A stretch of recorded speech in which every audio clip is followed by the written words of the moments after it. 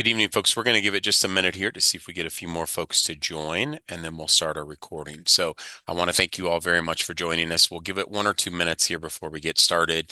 Again, you're in the right place. You're here for a meeting on Jupiter Power, and we'll get started shortly.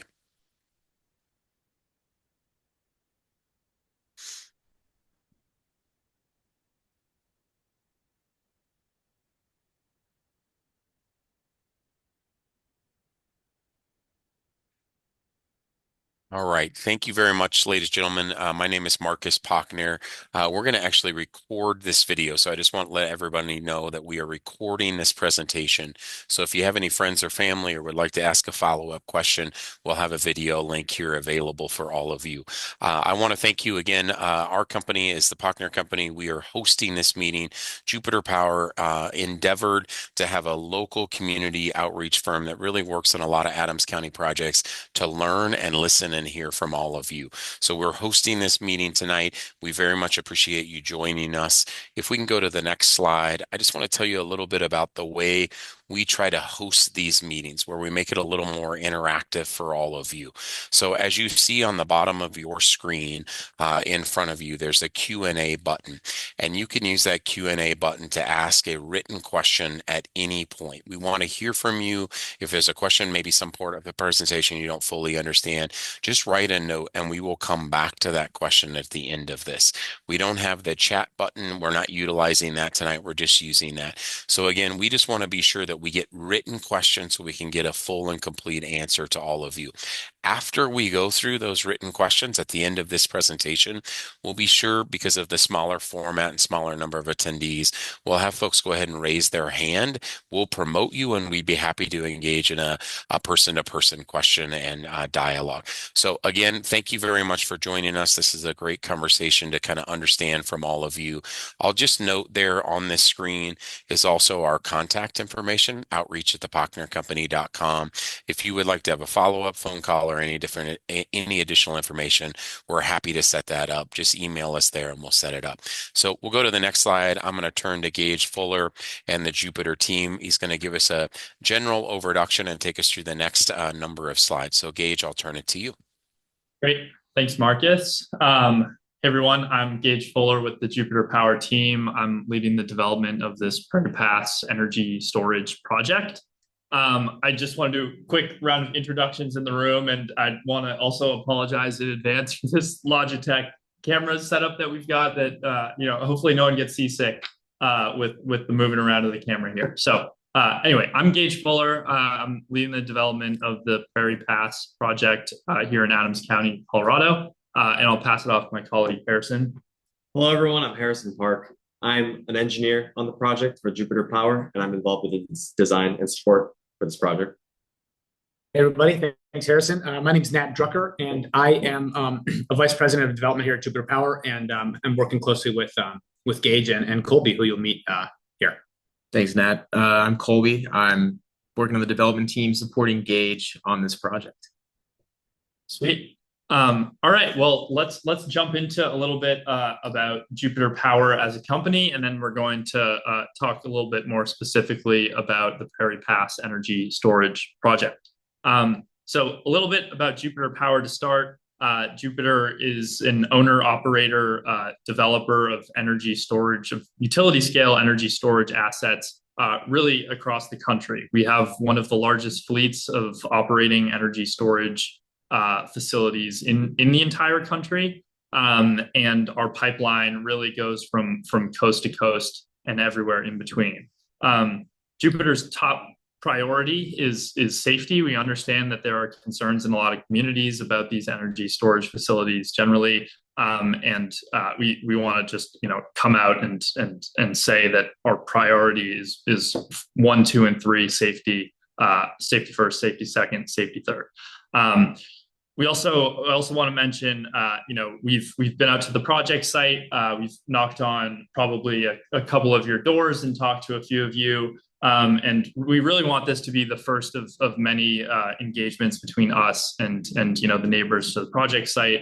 We're always happy to meet in person. You have the Pochner Folk email address on the screen here, and several of you now have my personal phone number from having knocked on the door just about a month ago now.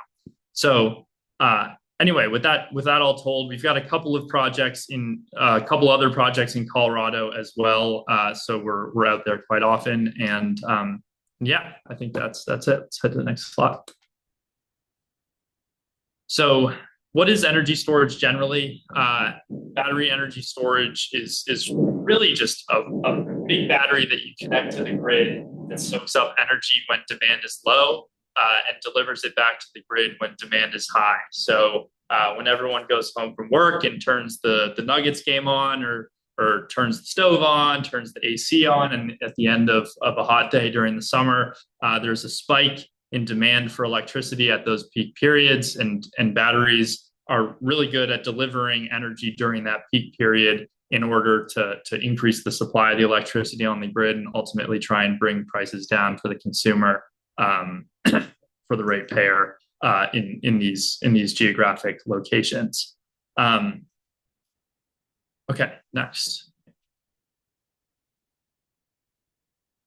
So a little more on that generally is that energy storage and batteries on the grid are clean, and they're reliable, and they're cost effective. And so it's one of the things that we harp on with energy storage is we consider batteries really to be like a Swiss Army knife for the grid, where they're able to respond to voltage fluctuations very quickly, where there might be a small brownout where your TV may go off for a short period of time, but to some facility that is running a manufacturing process, down the road, that little blip in electricity is it can be very critical to the operations of their business. And so improving really grid reliability as a whole is an important piece of why we're developing energy storage facilities.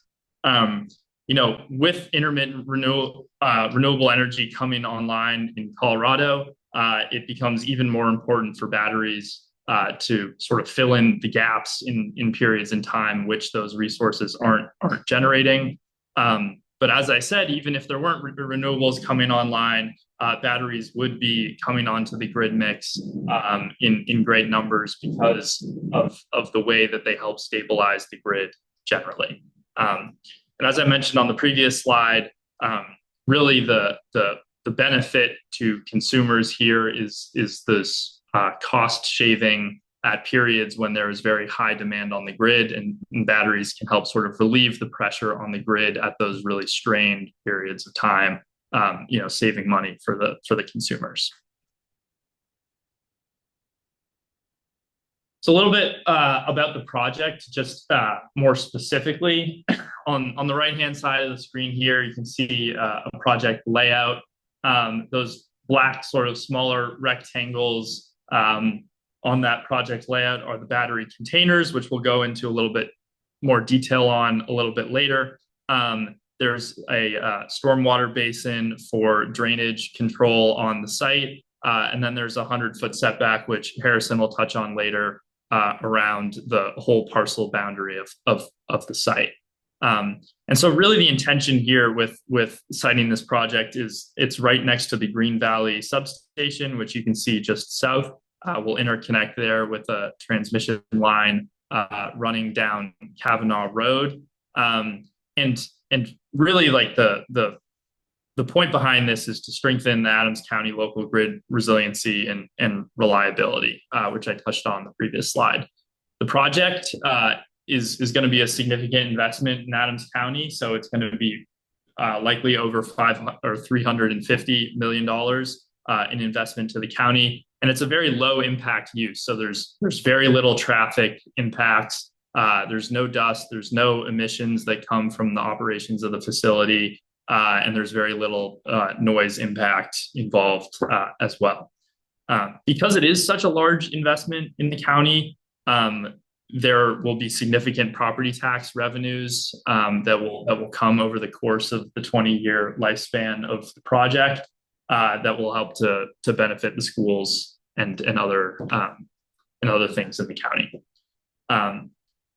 In addition to what I just talked about, there's also a significant number of construction jobs that will be created as a result of the project, and so we're anticipating at least 100 construction jobs over about an 18-month construction period, as well as sort of pre-apprenticeship programs and local training for the building trades that come as a result of all of that construction activity.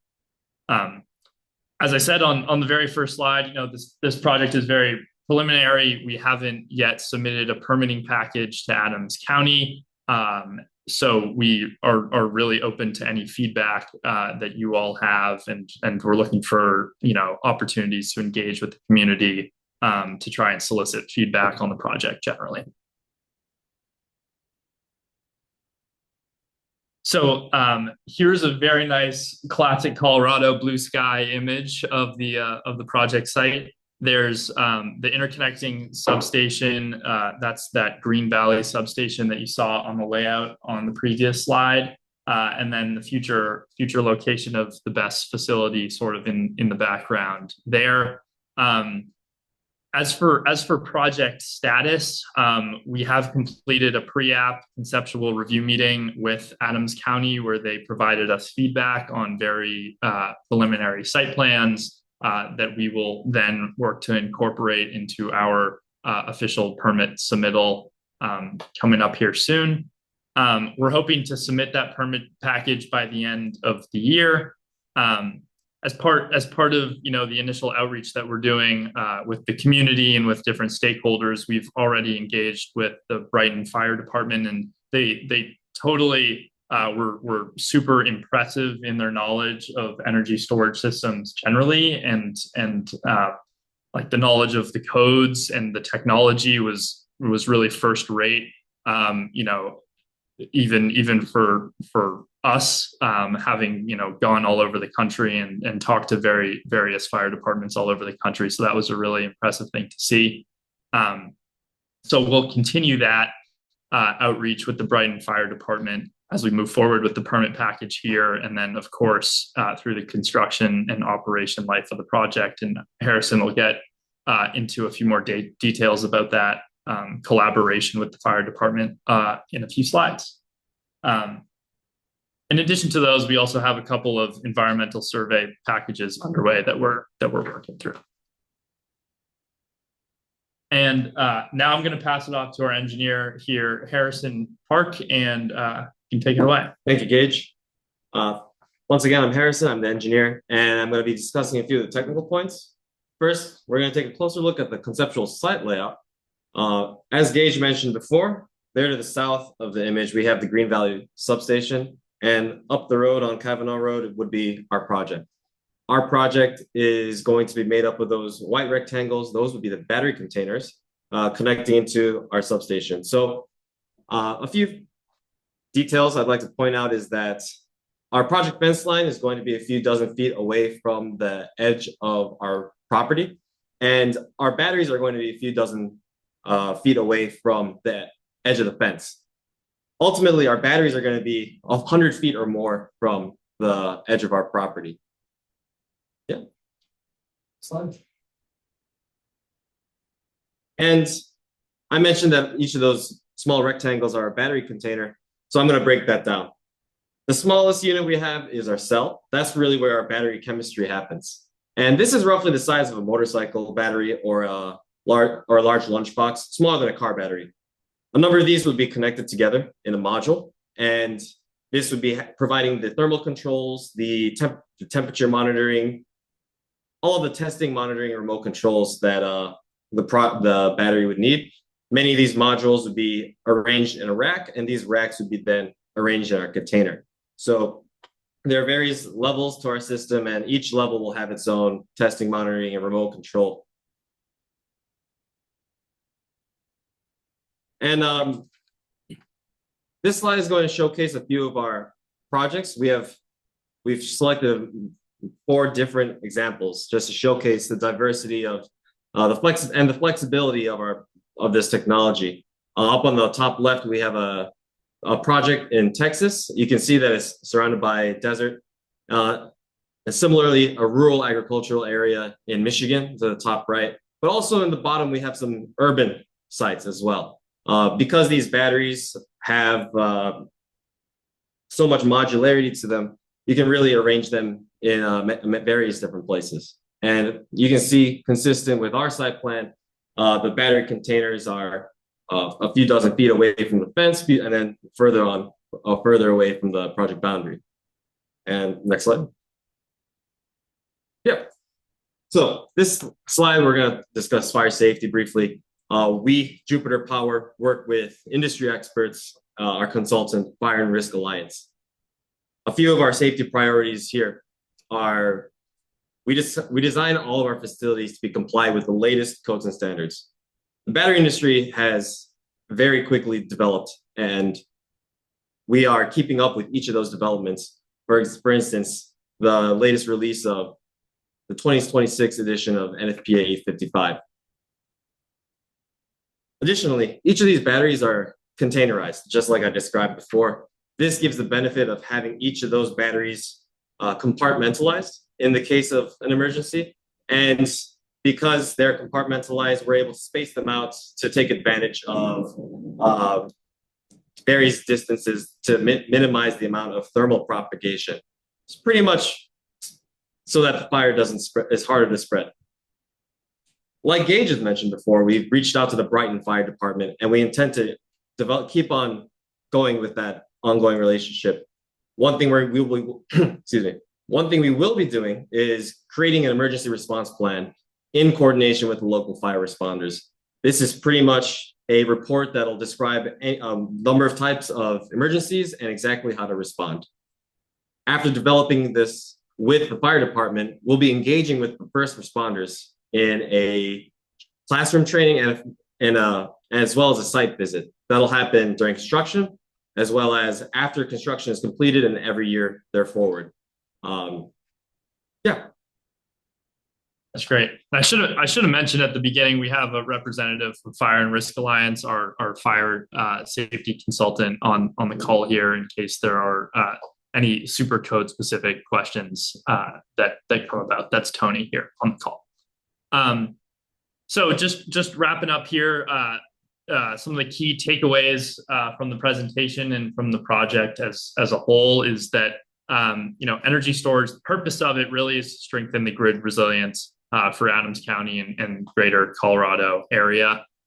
There's certainly a need as the grid becomes more electrified over the course of the next few years for these sorts of resources that have such a flexible role on the grid to come on and help stabilize the grid while also trying to keep costs down for the consumer.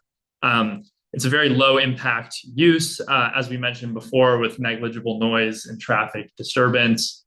We only anticipate there being a couple of workers showing up per day or even per week, and therefore not very much traffic. And we would also comply with all of the relevant Adams County noise standards for the project. Since it is a significant investment in Adams County, there is a significant property tax revenue benefit that comes along with the project, and so we are very happy to be contributing in that way to the overall community. As for timing, kind of moving forward here, we're hoping to submit the permit, the big permit with Adams County, sometime in the next 2 quarters. And we're putting together that package now, which is why we're reaching out and trying to solicit some feedback from people before we really get into that process. Overall, we hope to start construction in 2027 with a commercial operations in service date expected in late 2028. So with that, I think if there are any questions, feel free to put them in the chat and we can address them directly.